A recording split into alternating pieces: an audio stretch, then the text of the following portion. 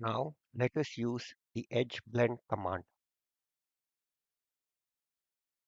Select the edge where the blend needs to be created.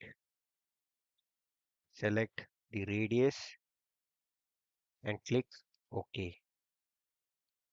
We will use another time. This time we have options like G2 curvature,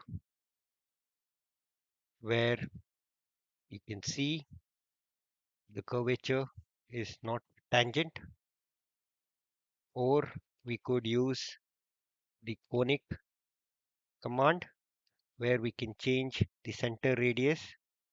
So I will set as 15 and change this value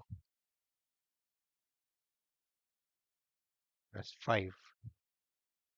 Click OK, and as you can see, the edge blend has been created.